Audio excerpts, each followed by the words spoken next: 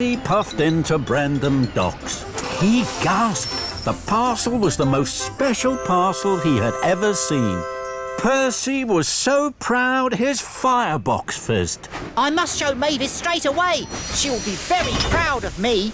Thomas was at Brendam. He was pleased for his friend. Percy, you have the most important special of all. I know. I'm going to show Mavis my special straight away. But don't you have to go to Knapford Station? Percy didn't want to listen to Thomas. I have plenty of time to puff to Knapford. First, I will show Mavis my special. So Percy set off for the quarry as quickly as he could puff. Percy steamed into the quarry. He looked for Mavis. Mavis was busy. Rocky was loading heavy crates onto trucks, and Mavis was shunting them. It was hard work. Hello, Mavis. Hello, Percy. Look at my special. I'm sorry, Percy. I can't stop now. I'm too busy. Don't worry, Mavis. I'll wait.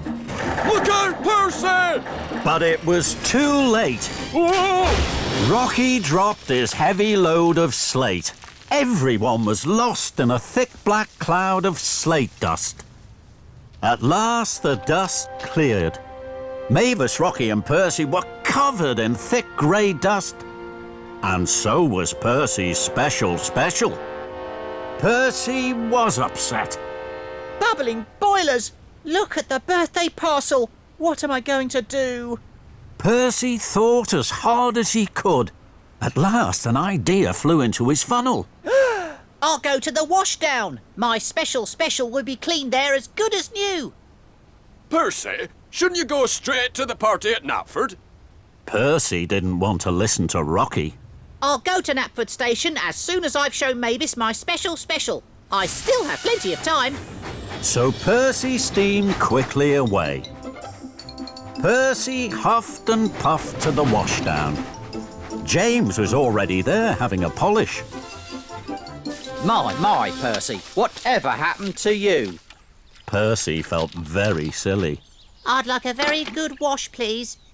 The workman got straight to work. Water and soapy bubbles sprayed everywhere. Soon Percy was gleaming green again, but his special looked terrible. Bubbling boilers! The birthday parcel is wetter than wet. What am I going to do? Hello, James. I don't have a lot of jobs today. Shall I deliver your heavy load of wood and barrels for you? You can stay here at the washdown. Then you'll be perfectly polished for the party. James thought this was a very good idea. Thank you, Thomas. So James was uncoupled from the heavy flatbed of wood, and Thomas was coupled up. The flatbed was heavy. Puffing and puffing, Thomas set off for the docks. Thomas chuffed back into the docks. You again? What are you doing with that wood? This flatbed is very heavy. I'm sure you can't lift it. Cranky looked at the flatbed of wood and barrels. I'm sure I can. Cranky's hook swung low over the wood.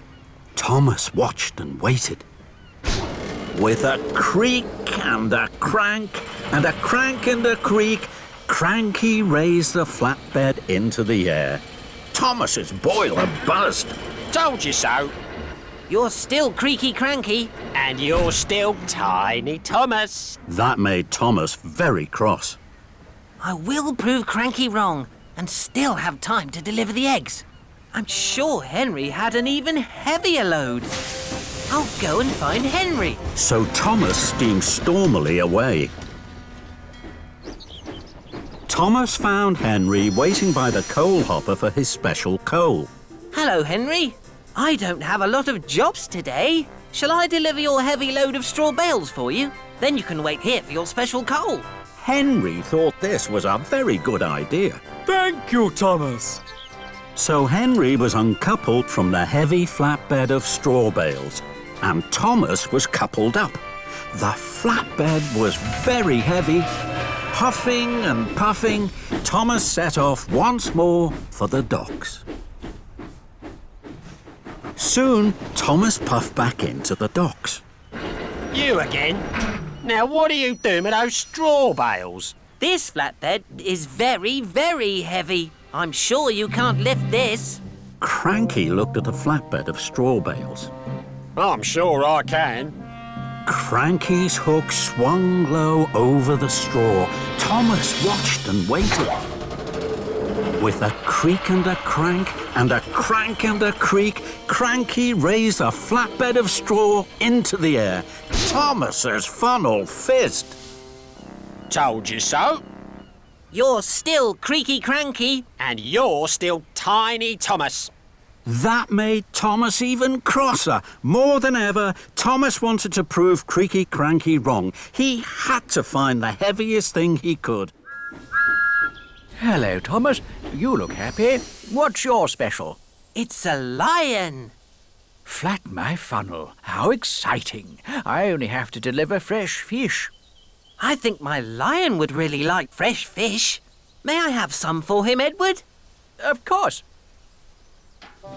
So Thomas's driver put some fresh fish into the lion's crate. Thank you, Edward. I must hurry now. The mayor is waiting for the Lion of Sodor. Edward was surprised. Clattering carriages. Stop, Thomas. The Lion of Sodor isn't it? But Thomas didn't stop, and he didn't listen.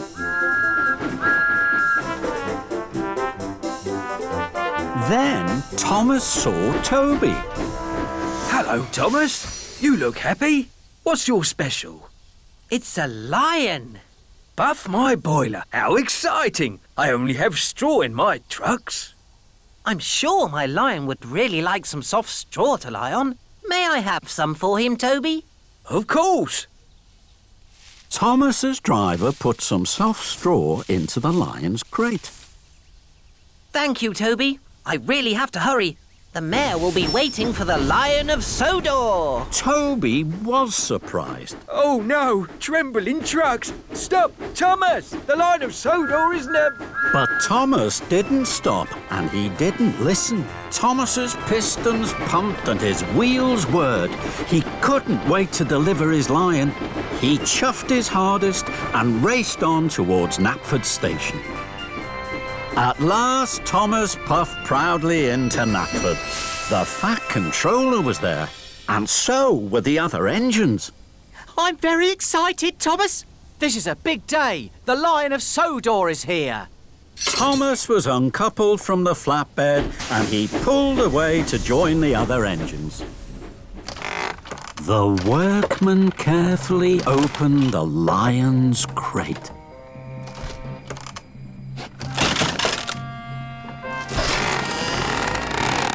Then the engines gasped. The Lion of Sodor wasn't a real lion at all. It was a statue. And now it was covered in sticky syrup, fresh fish and straw. The Fat Controller was cross. Thomas, this is a terrible mess. Gordon and James laughed. Thomas felt very silly. I'm sorry. I thought I had a real lion in my crate. I wanted to take extra special care of it. I didn't know the Lion of Sodor was a statue. One morning, James was about to puff out of Tidmouth's sheds. The Fat Controller arrived to see him. James, you ought to have a new coat of paint. You must puff straight to the steamworks. James was pleased. Thank you, sir.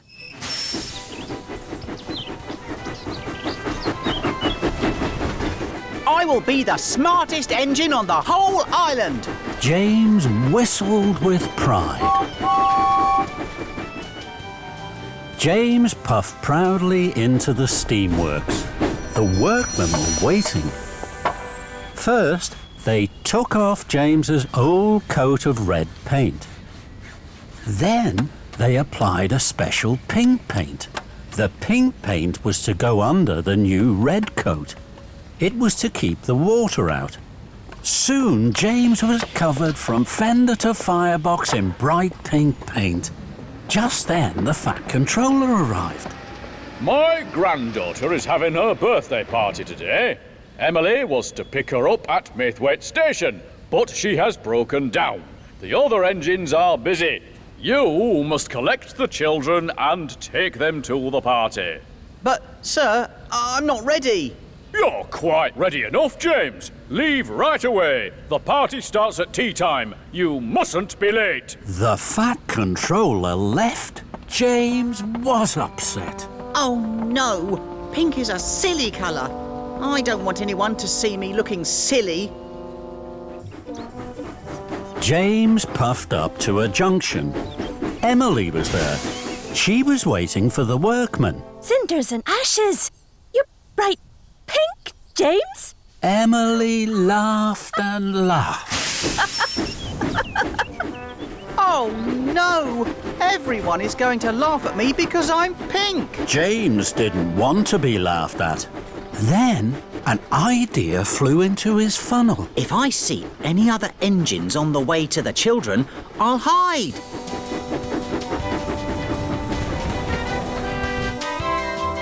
James chuffed through the countryside. Ahead, he could see Toby puffing along the track. I don't want Toby to see my pink paint. He'll think I'm silly. I'll hide under this tree until he's gone. So James chuffed under the branches of a willow tree. Toby puffed slowly towards him. James kept as quiet as he could so that Toby wouldn't hear him. Suddenly, James heard a whistle he knew well. It was Thomas puffed up to the Whispering Woods.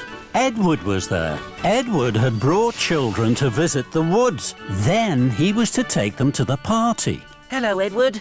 Hello, Thomas. You look worried. Thomas was worried, but before he could explain, the Fat Controller climbed down. Marvellous! What fun! Please, sir. We can't stay long. The children mustn't be late for the party. Oh, party smarty, Thomas. We have plenty of time. You worry too much. And the Fat Controller strode off. Hello, children. Who'd like a game of hide and seek? Did the Fat Controller say a game of hide and seek? Yes, he did. And Thomas's wheels wobbled with worry. The Fat Controller played hide and seek for a long time. He was very happy. So were the children. Edward was puzzled. The Fat Controller never plays hide and seek. I know. And what's that on his face? A moustache. It just appeared. Today, the Fat Controller doesn't seem like the Fat Controller at all. Just then, the Fat Controller came back.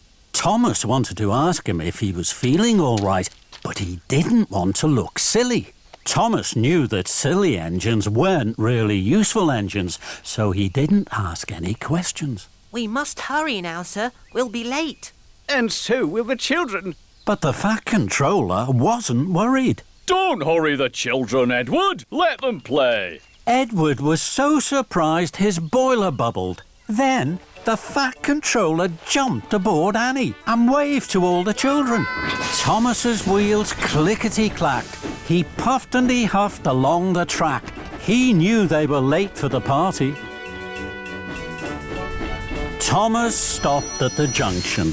Suddenly, the Fat Controller jumped out of Annie and climbed up to the signal box. I won't be a moment, Thomas. Thomas was amazed. So was the signalman. The Fat Controller never came into his signal box. Hello there. May I have a turn? Thomas looked up. He saw the Fat Controller pull a lever. Then Thomas heard Gordon's whistle. Cinders and ashes. Here comes Gordon. Gordon had all the important visitors aboard the express. He was taking them to the party.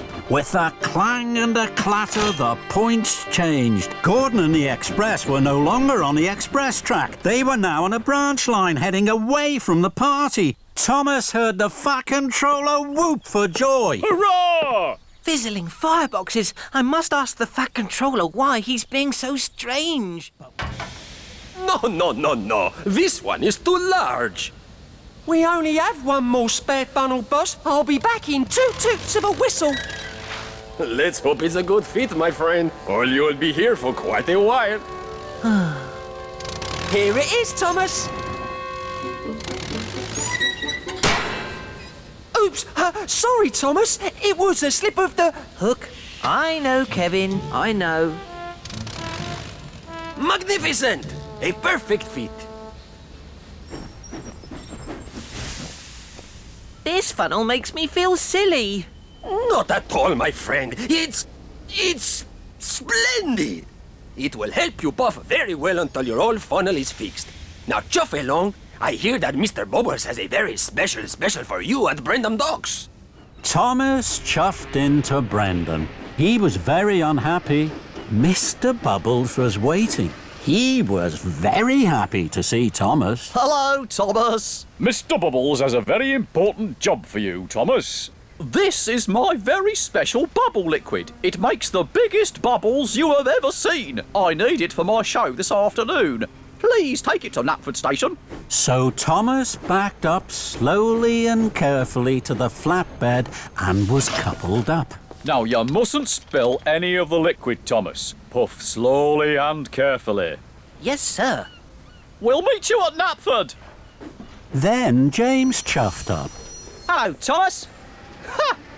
That's a funny funnel. Thomas didn't want a funny funnel. He wanted his old funnel back, and he didn't like James laughing at his funny funnel. So Thomas pumped his pistons and raced away as quickly as he could. He forgot all about going slowly and carefully.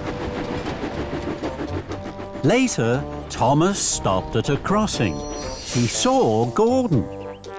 Hello, Thomas. That's a funny funnel. Thomas didn't want a funny funnel. He wanted his old funnel back, and he didn't like Gordon laughing at his funny funnel. So Thomas pumped his pistons and raced away from Gordon as quickly as he could. He wasn't thinking about going slowly and carefully. Bubble liquid splished out and sploshed onto the road, but Thomas didn't notice. The Fat Controller was driving Mr. Bubbles on the road. Then there was trouble. The car skidded and skated right into a muddy ditch.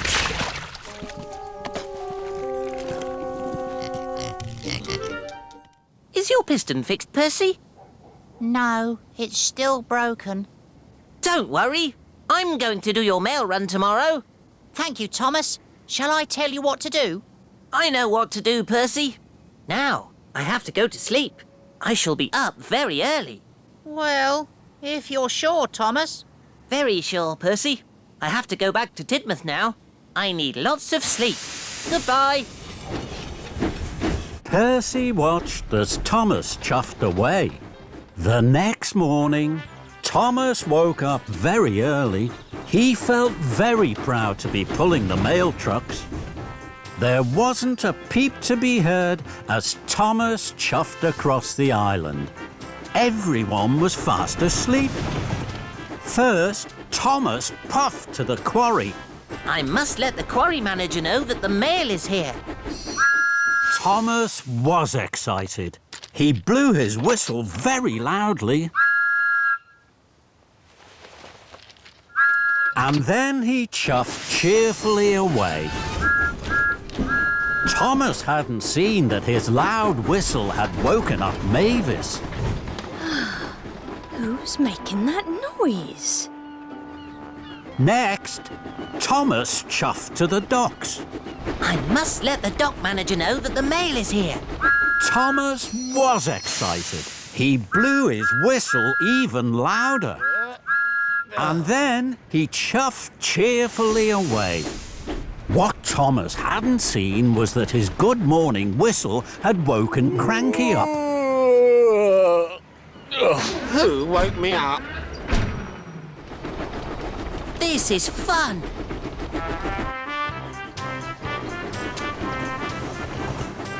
Lastly, Thomas steamed into the steamworks. I must let the steamworks manager know that the mail is here.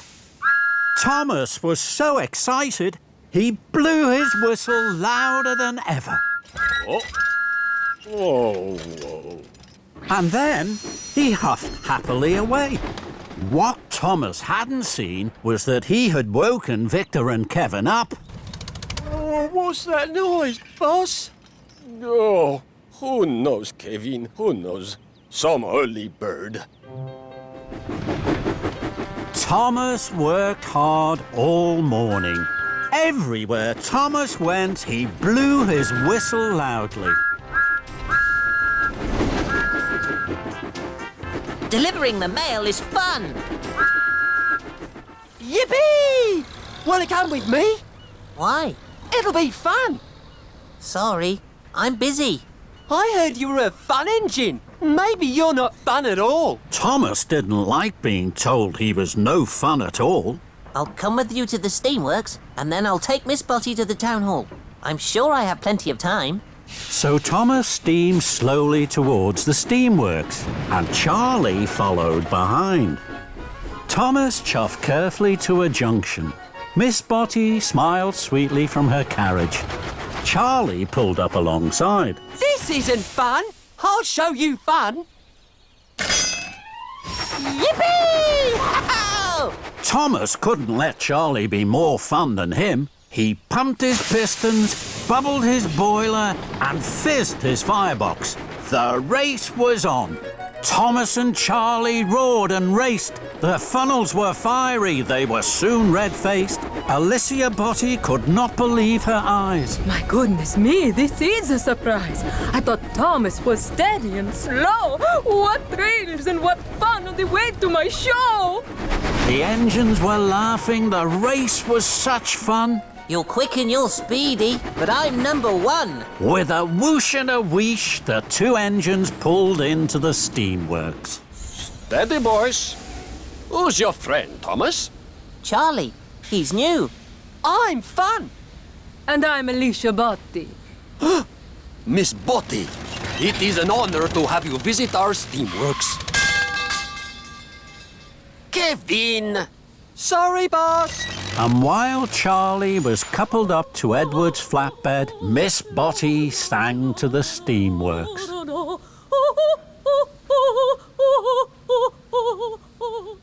Then it was time to go. You are fun, Thomas. Let's go to the dairy. Thomas knew he should take Miss Botty straight to the town hall, but he didn't want Charlie to think he wasn't fun. I'm sure I still have time to get Miss Botty to the town hall. So Thomas and Charlie left for the dairy.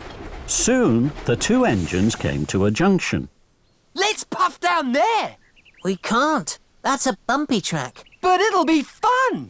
Thomas wanted to be fun, so he followed Charlie down the bumpy track.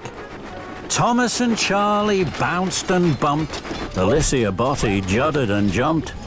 And the couplings jiggered and jiggled, looser and looser. At last, Thomas and Charlie pulled up to the dairy. That was fun.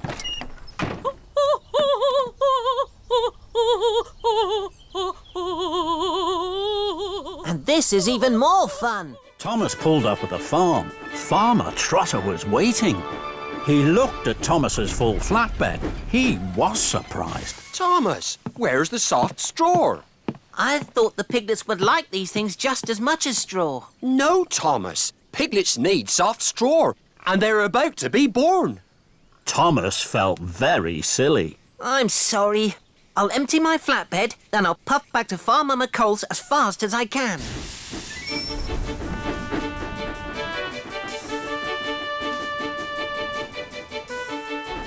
I must get the straw. There can be no delay. The piglets will need it by the end of the day.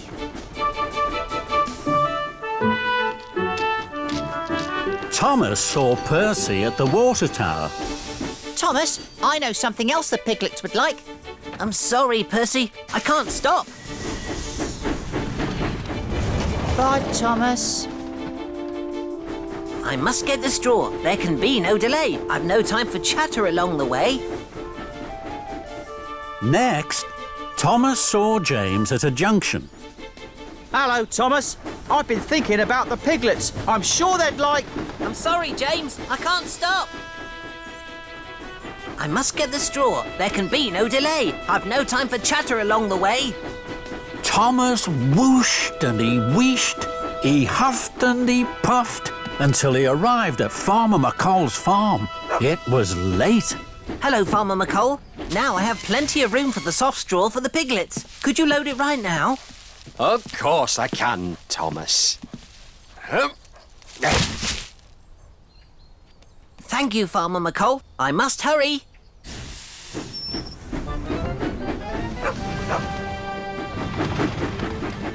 Thomas's pistons pumped and his axles ached.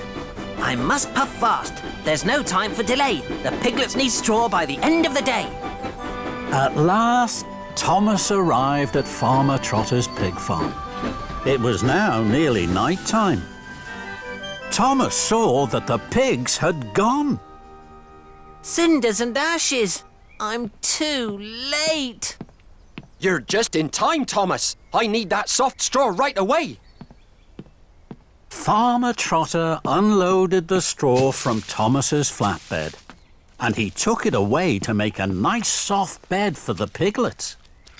The piglets have just been born. Thomas was delighted. Bubbling boilers. Look how small they are, and how sweet. I'm here to collect the new storybooks. We'll have your trucks ready in 2 toots of a whistle, Thomas. Thomas saw the storybooks piled high in the 2 trucks. There were red books, green books, and blue books. There were big books, small books, square books, and even round books. They look wonderful. Soon Thomas was coupled up to the trucks. I must hurry. I have to deliver the storybooks to the library on time. Thomas was very excited. He pumped his pistons and puffed quickly out of the station. Thomas didn't wait for the books to be covered. Thomas steamed quickly along the track. I mustn't be late for story time. I'll chuff and I'll puff to be there on time. The books began to jiggle and joggle, but Thomas didn't notice. Thomas puffed fast towards the junction. He could see the signal ahead was red. I don't want to stop. The children are waiting for their special story time. Then an idea flew into his funnel. I can take the branch line.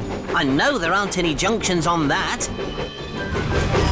So Thomas puffed quickly down the branch line. Thomas felt very pleased. He chuffed faster and faster, and the books jiggled and joggled more and more. But Thomas didn't notice. I mustn't be late for story time. I'll chuff and I'll puff to be there on time. Thomas raced round a bend. Ahead, there was a sign for works on the track. Oh, bother.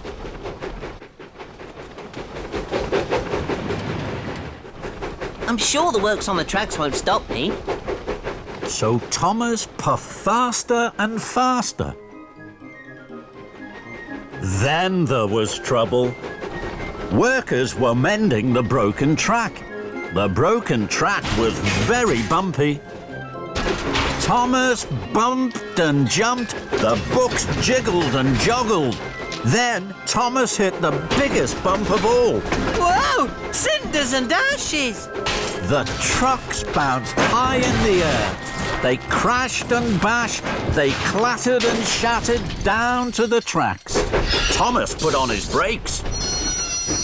The books flew high and wide through the air and landed all over Farmer McColl's field. Oh, my! the...